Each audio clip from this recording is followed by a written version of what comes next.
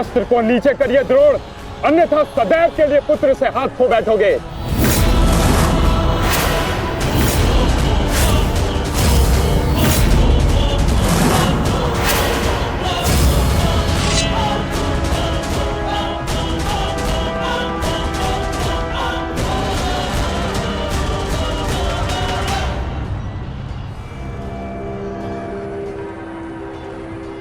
दुर्योधन, तेरा अंत आ गया है। तुम्हारे पास दो विकल्प शेष है दुर्योधन। या तो देश युधिष्ठिर के समक्ष आत्मसमर्पण करो, अपनी सेना को पीछे हटने का आदेश दो, या फिर अपने प्राण यमराज को समर्पित करो।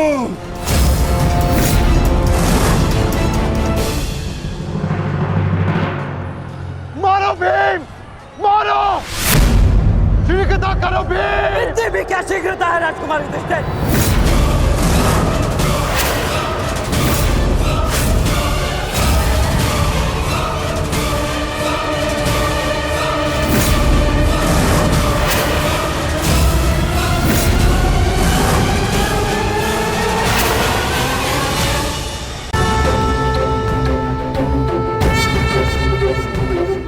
दो विकल्प शेष है दुर्योधन।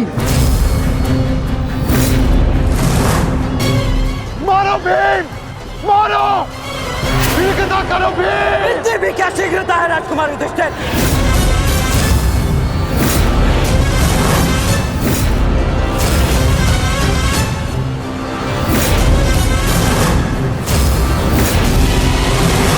पीछे हट जाइए विकोदर भीम, अन्यथा मूल्य अपने ज्येष्ठा के प्राण देकर चुकाने होंगे। नहीं भीम, नहीं! मेरी चिंता मत करो, अपना वचन पूर्ण करो। ऐसा अवसर दोबारा नहीं मिलेगा अनुज। मत करो इस दुर्योधन का। पांचाली के अपमान का प्रतिशोध दो भीम। मारो इस दुर्योधन को। एक बार पुनः सोच लीजिए, अवसर दोबारा मिल सकता है, परंतु देश के प्राण दोबारा नहीं लौटेंगे। मारो भीम, मारो!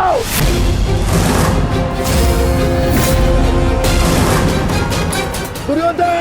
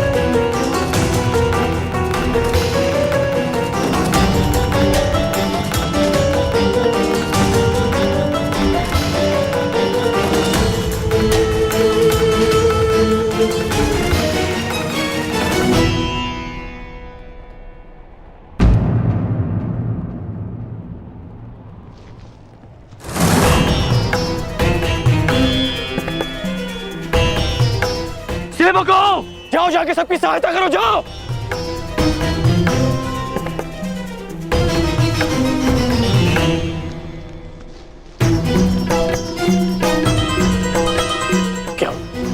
क्या हुआ?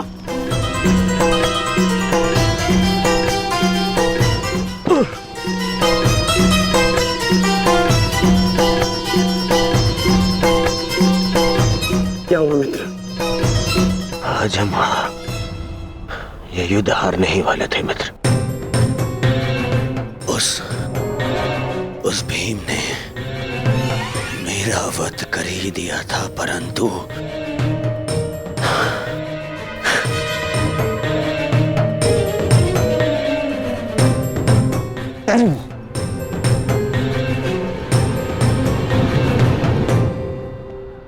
ठीक समय पर आकर वृषसेन ने पूरी परिस्थिति को ही बदल दिया।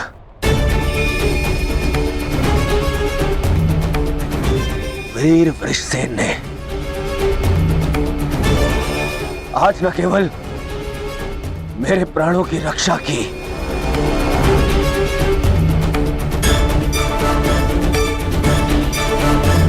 अभी तो कौरव सेना को एक लज्जाजनक हार से भी बचाया।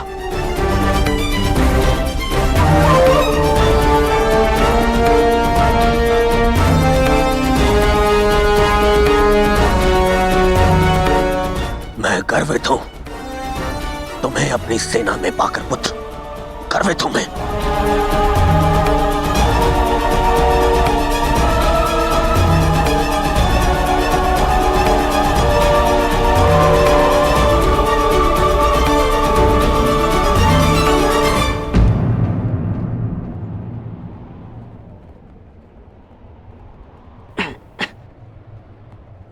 आप फिर से मेरे घाव देख रहे हैं ना पिताश्री,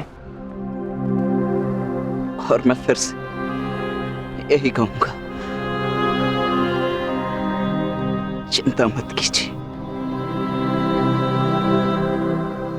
आज का युद्ध समाप्त हुआ और युद्ध भूमि में जो कुछ भी हुआ उसे भुला देना ही श्रेयस्कर है, अपितु उन बाधाओं को समझने का प्रयास करना चाहिए जो हमें विजयश्री बनने या प्राप्त करने से रोक रही है।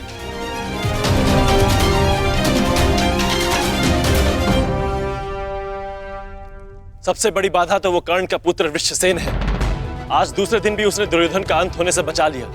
दुर्योधन के वध होने के पश्चात वृषसेन को अपने मार्ग से हटाना अति आवश्यक है। कुछ नहीं होगा आपके पुत्र को, और आपका पुत्र आपके मित्र को भी कुछ नहीं होने देगा।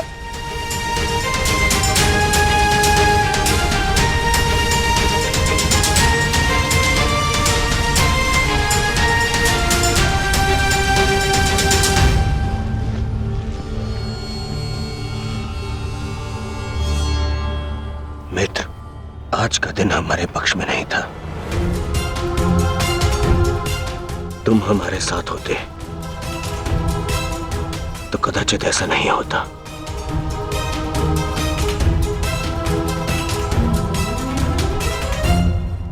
आज युद्ध भूमि में कौरव केवल धर्मराज युधिष्ठिर का वध करने का प्रयत्न करते रहे,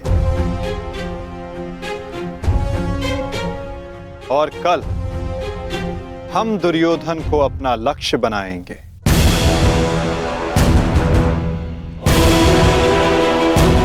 क्योंकि दुर्योधन के अंत के साथ कौरवों की पराजय भी निश्चित है।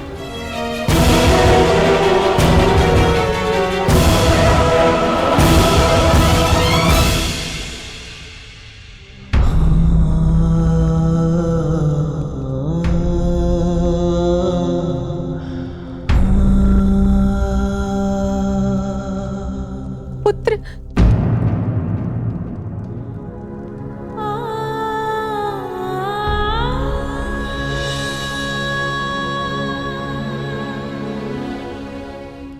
क्या दशा बना दी है इस युद्ध ने तुम्हारी। अरे माता, आप कब आई? माता हूं,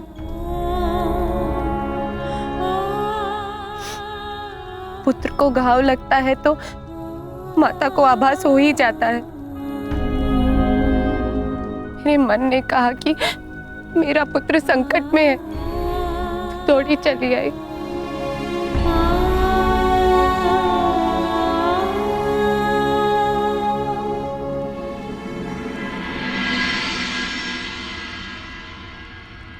परंतु आप भी तो इसके पिता हैं। क्या अपने पुत्र की इस दशा को देखकर तनिक भी दया नहीं आती?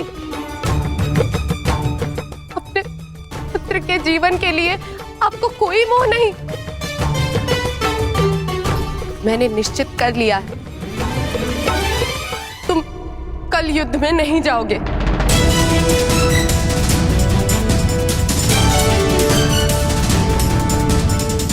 परंतु माता, मैंने कहा ना, ये मेरा अंतिम निर्णय है।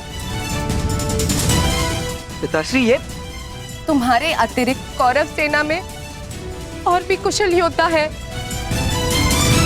निश्चित रूप से कौरव सेना में कुशल योद्धाओं की कमी नहीं है पिताश्री। परंतु वृषसेन वो उन सबसे भिन्न है। उसकी सोच, उसकी प्रतिभा, उसका तेज प्रशंसनीय है। उससे द्वंद्व करते समय मैंने बहुत कुछ सीखा। यदि वो कौरव के पक्ष में ना होता तो निश्चित रूप से मेरा अभिन्न मित्र होता।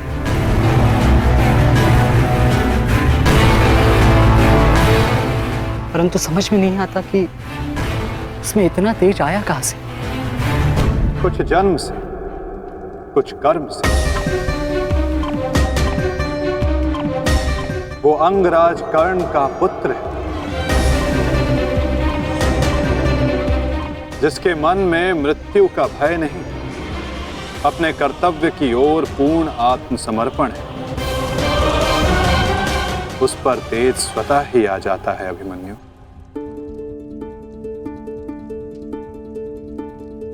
मैं अपने कर्तव्य से मुख नहीं मोड़ सकता माता, क्षमा चाहता हूं। आप मुझसे मेरे प्राण भी मांगेंगी तो मैं अभी अपना शीश काटकर आपके चरणों में रख दूंगा, परंतु मैं अपने वचन से विमुक्त नहीं हो सकता माता। मैं वचनबद्ध हूं। मैं युद्ध में पराजित होकर लौटने वाला नहीं। या तो मैं विजयी होकर कंधों पर बैठकर आऊंगा, या वीर गति को प्राप्त करके कंधों पर लेटकर।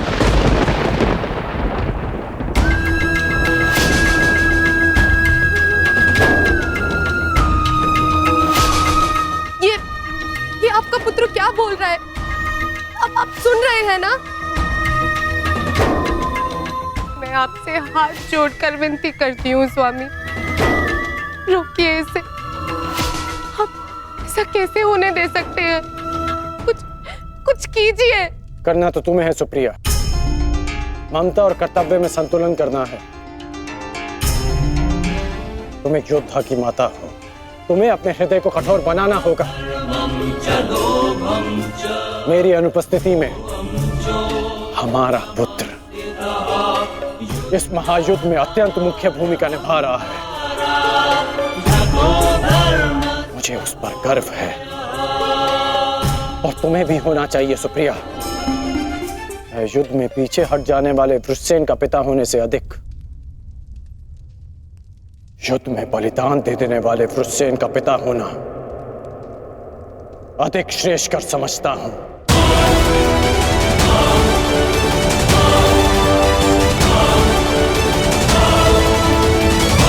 और तुम्हें भी समझना चाहिए सुप्रिया, तुम उसकी माता हो, उसकी शक्ति बनो, उसकी दुर्बलता नहीं। हर मनुष्य अपना लक्ष्य चुनता है और मैंने और वृषसेन ने भी अपना लक्ष्य चुन लिया है।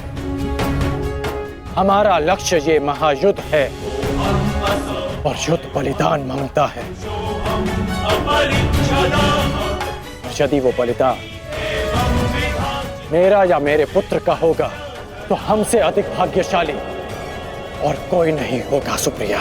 परंतु मैं इसकी माता हूं। हर कोई जो इस युद्ध में है उसकी भी माता है, वो भी किसी का भाई, बेटा, पिता या पति है। यदि हर माता तुम्हारी भांति विलाप करने लग जाए तो इस युद्ध में योद्धा रिक्त हो जाएंगे। जब युद्ध क्षेत्र में मृत्यु समक्ष खड़ी होती है तो योद्धा पुकारता है, हे मृत्यु,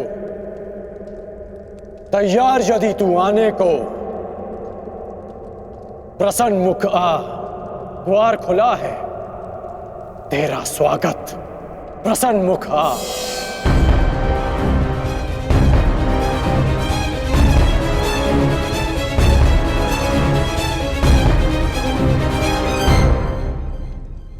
दो महायोद्धाओं के समक्ष एक दुर्बल माता कैसे जीत सकती है? यदि आपने निर्णय ले ही लिया है तो ठीक है, किंतु एक बात स्मरण रखना, यदि मेरे पुत्र को कुछ भी हुआ तो उसके उत्तरदायी आप होंगे, और इसके लिए मैं आपको कभी क्षमा नहीं करूंगी।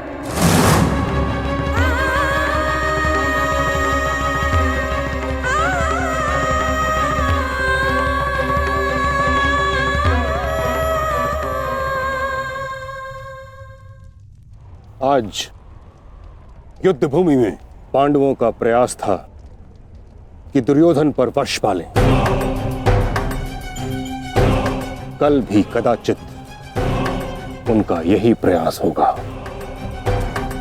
इस कारणवश हमें सज्ज रहने की आवश्यकता है।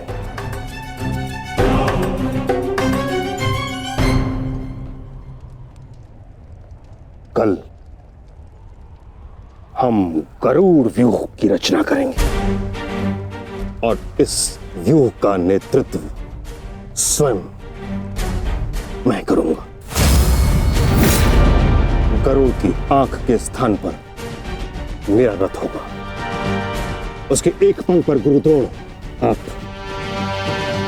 और दूसरे पंख पर अश्वत्थामा, मध्य में मद्रराज शैल्य और युवराज दुर्योधन अंतिम रेखा पे रहेंगे। कुशल योद्धाओं का दल उनका सुरक्षा चक्र बनकर रहेगा और किसी भी मूल्य पर यह सुरक्षा पंक्ति टूटनी नहीं चाहिए। ये लीजिए, ये नई रणनीति लाए। पितामह, आपकी अब तक कोई भी रणनीति सफल तो हुई नहीं है।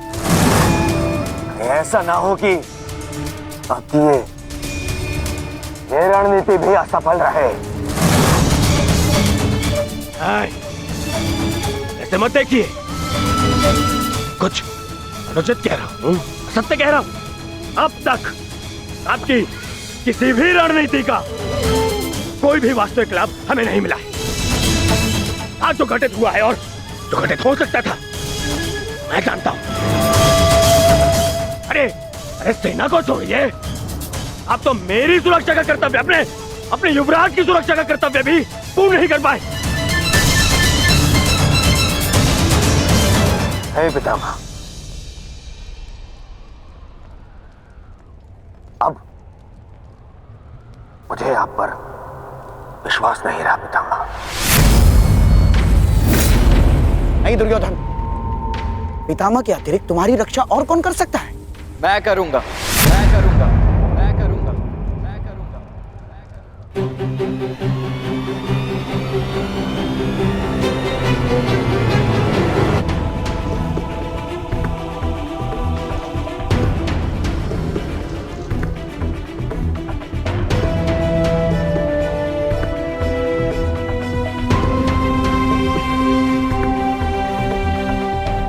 मैं मानता हूं मैं महामहिम के समक्ष कुछ भी नहीं, और मैं हृदय से उनका सम्मान भी करता हूं।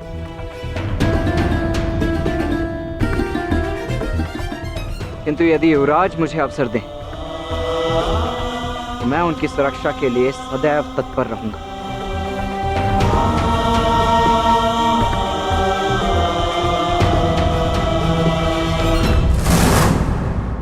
आपका क्या मत है वासुदेव? कल कौरव किस रणनीति के साथ युद्ध क्षेत्र में उतरेंगे?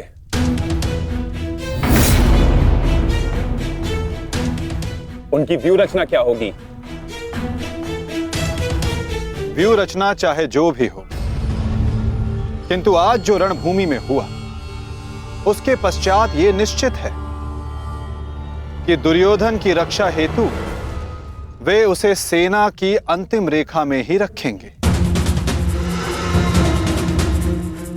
क्योंकि वो जानते हैं कि दुर्योधन ही हमारा लक्ष्य है।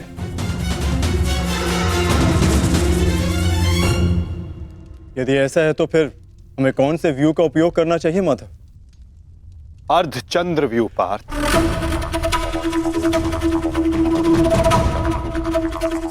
उसी व्यू के कारण हम दुर्योधन को रणभूमि की ओर ला पाएंगे।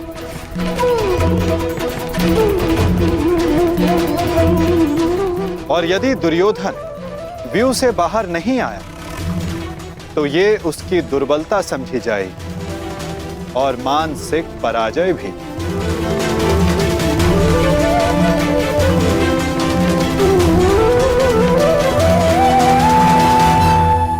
कल दुर्योधन की रक्षा कोई नहीं कर पाएगा, वो चाहे आचार्य द्रोण हो या पितामह, अश्वत्थामा हो या दुशासन या फिर वृक्षसेन। कल जो भी योद्धा मेरे और दुर्योधन के मध्य आएगा तो या तो रणभूमि छोड़ेगा या फिर यह संसार। मेरे पिताश्री आप पर पूर्ण विश्वास करते हैं युवराज, और मैं अपने पिताश्री की ओर से आपको यह वचन देता हूं कि जब तक मेरे शरीर में अंतिम श्वास रहेगी तब तक मैं युद्ध भूमि में आपकी सुरक्षा के लिए प्रस्तुत रहूंगा।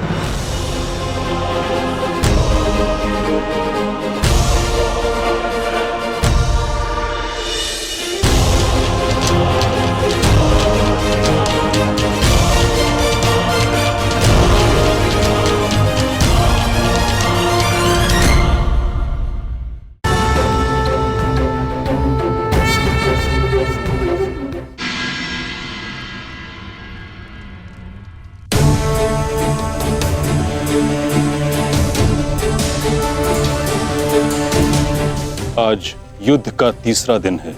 मेरी इच्छा है कि तुम हर परिस्थिति में मेरे साथ रहो।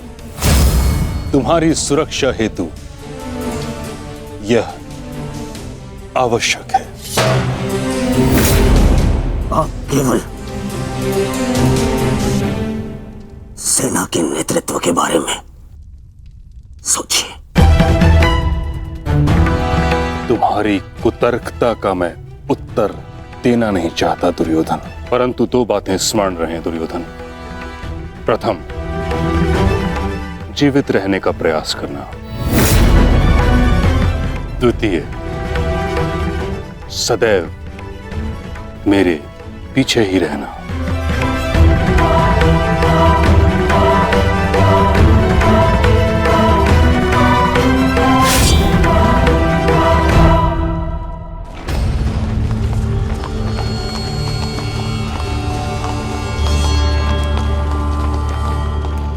प्रणिपात पिताश्री।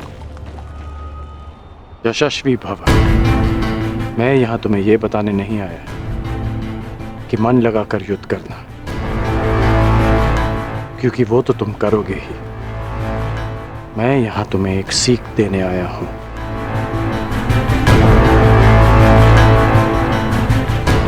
युद्ध क्षेत्र में योद्धा कहां है, ये जानने का सबसे अच्छा संकेत है उसके युद्ध की पताका। तुम्हें जिसकी भी रक्षा करनी है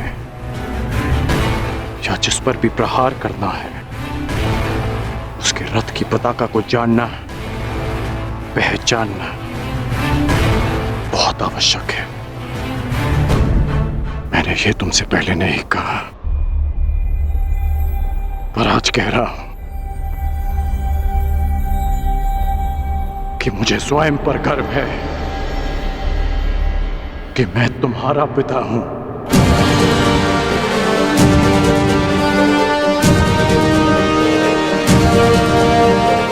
कल्याण हो तुम्हारा पुत्र। अपने पूरे कौशल से युद्ध करना और विजयी बनना, ताकि संसार स्मरण रखे कि तुम राधे कर्ण के पुत्र हो।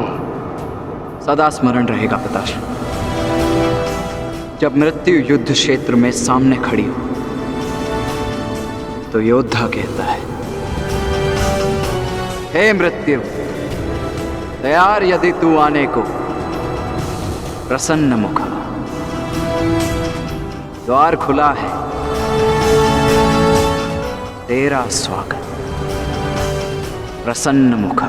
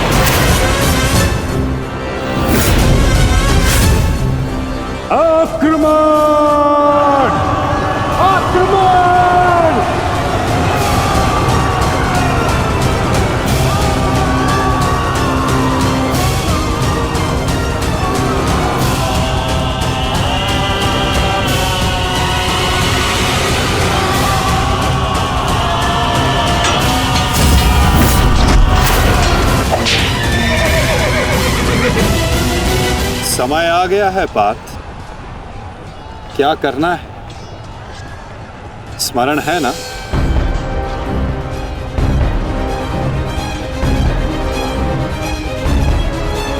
जी माधव। आज महामहिम भीष्म ने गरुड़ व्यूह का निर्माण किया है महाराज। किंतु पांडवों ने कौन सा व्यूह रचा है संजय? पांडवों ने अर्धचंद्र व्यूह की रचना की है महाराज। मूर्ख है युधिष्ठिर, कभी भी अर्धचंद्र व्यूह गरुड़ व्यूह को नहीं तोड़ सकता।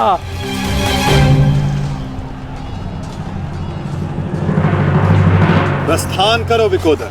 जो आदेश वासुदेव। अपने साथ कुछ सैनिक भी लेते जाओ।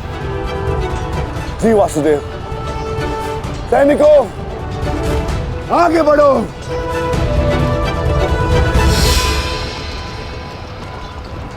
क्षमा चाहता हूं माता, किंतु भ्राता भीम दुर्योधन और उसकी सेना के लिए अकेले ही पर्याप्त है।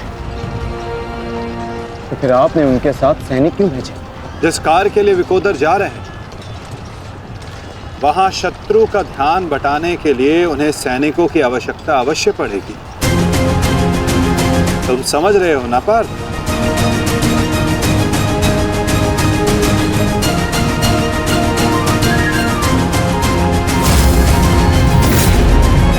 दुर्योधन, कल जो कार्य अधूरा रह गया था उसे पूर्ण करने का आज समय आ गया है। हाँ भीम, हाँ, क्योंकि नियति ने तुम्हारी मृत्यु मेरे हाथों लिखी है, मेरे हाथों। आओ एक बार पुनः सोच लो दुर्योधन, कल मैंने ही तुम्हें प्राण दान दिया था और उसी के कारण आज तुम एक भयभीत हिरण की भांति पितामह की छाया में छिपकर बैठे हो। बाहर निकलो और लड़ो मुझसे।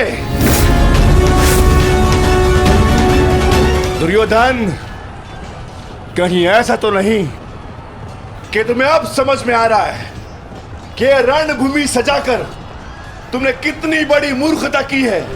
अभी ज्ञात हो जाएगा कि किसने कितनी मूर्खता की है। आओ दुर्योधन, मैं तुम्हारी प्रतीक्षा कर रहा हूं। साथी,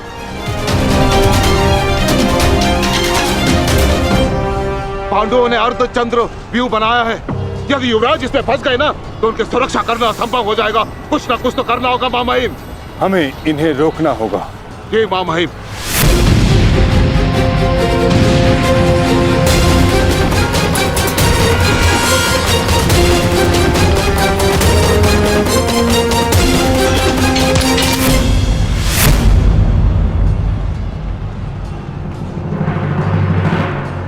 प्रणिपात प्रपितामह।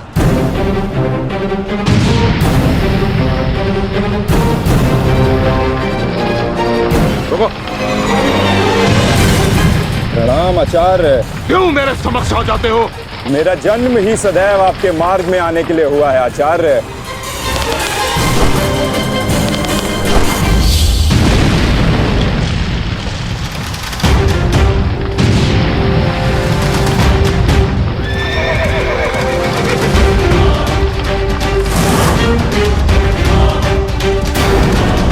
मुझे युवराज की सहायता के लिए जाना होगा।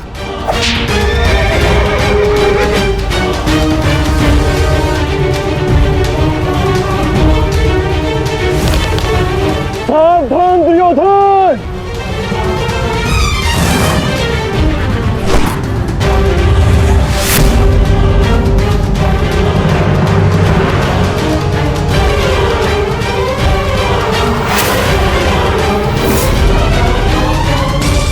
चूक गए अर्जुन, अपना एक बाण व्यर्थ कर दिया तुमने।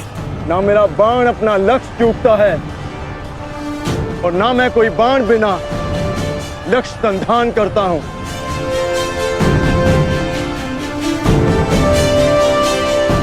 अर्थात इसलिए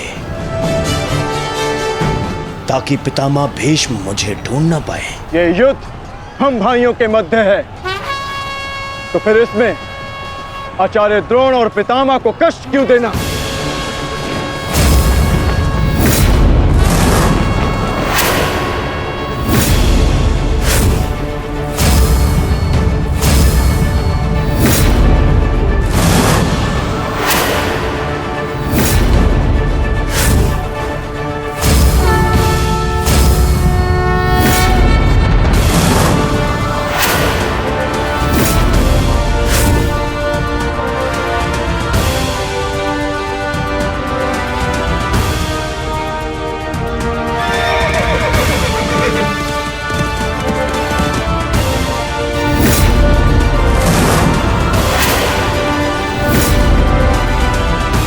युद्ध क्षेत्र में योद्धा कहाँ है, ये जानने का सबसे अच्छा संकेत है उसके युद्ध की पताका।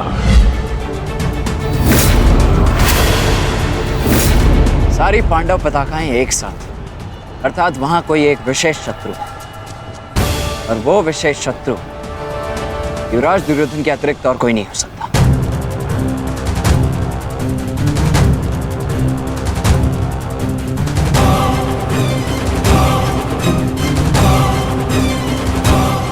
अब समझा,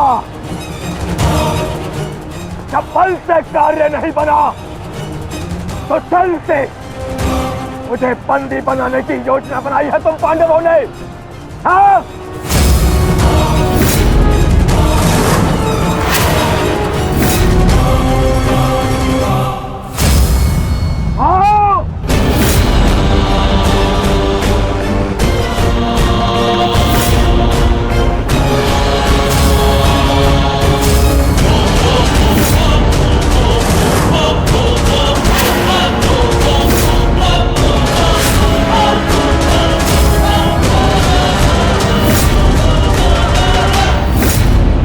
सावधान दुर्योधन!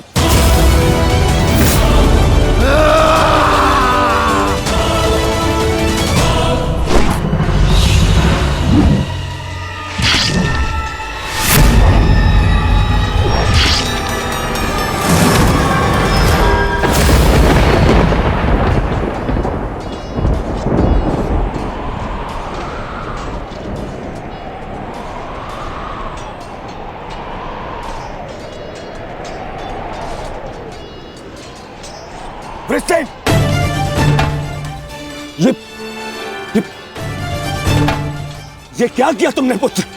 मुझे भूल गया। उठो उठो उठो।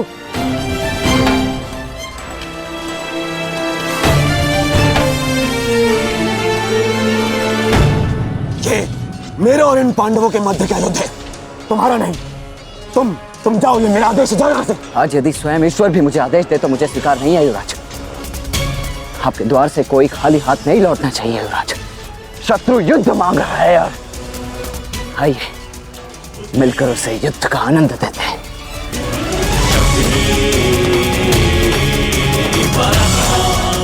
हर हर महादेव, हर हर महादेव।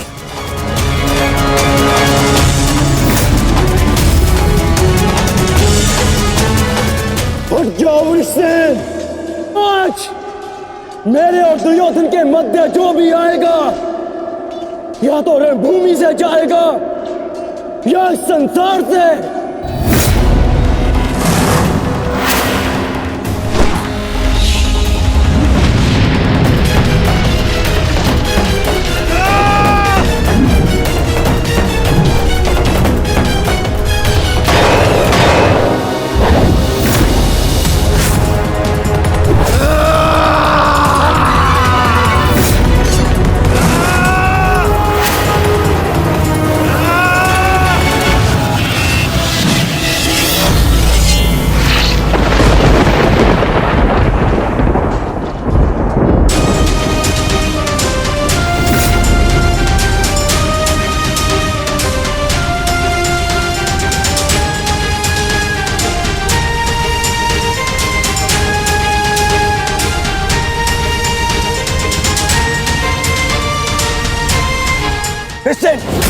तुम ठीक तो हो पुत्र? हाँ? आप मेरी चिंता मत कीजिए युवराज, आप स्वयं।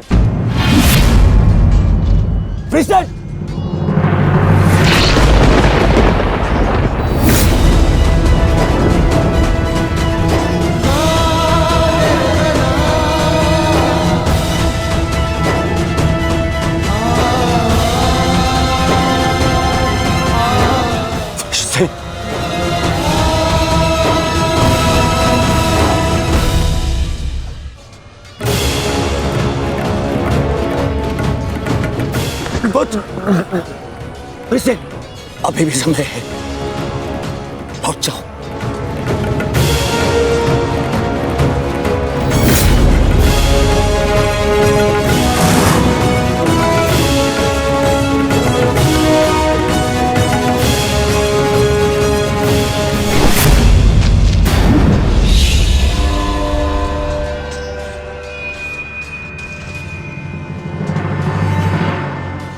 सूर्यास्त होने को है अर्जुन। संधान करो।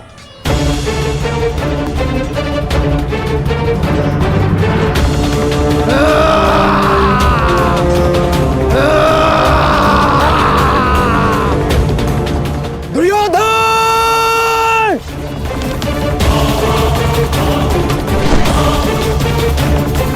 युवराज!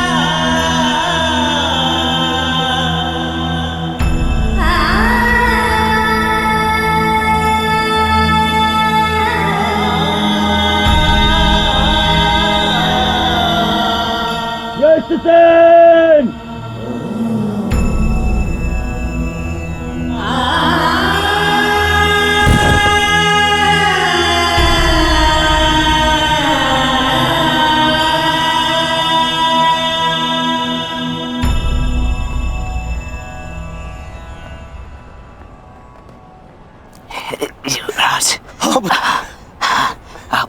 अब सुरक्षित तो है। हाँ पुत्र, मैं सुरक्षित। और तुम चिंता मत करना, मैं तुम्हें अभिमन्यु के पास में लेके जाऊंगा। तुम स्वस्थ हो जाओगे। आओ आओ।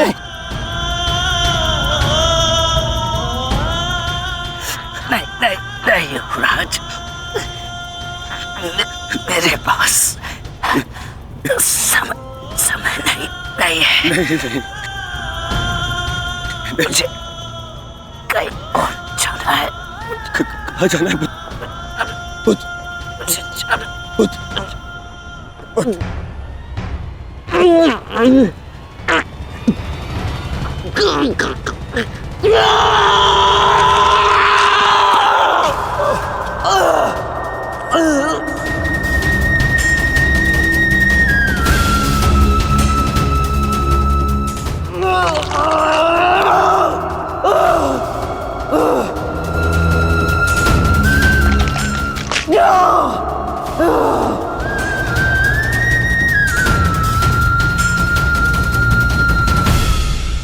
इस संसार से जाने से पूर्व मुझे उनसे मिलना है जिन्होंने मुझे इस संसार में आने का लक्ष्य समझाया।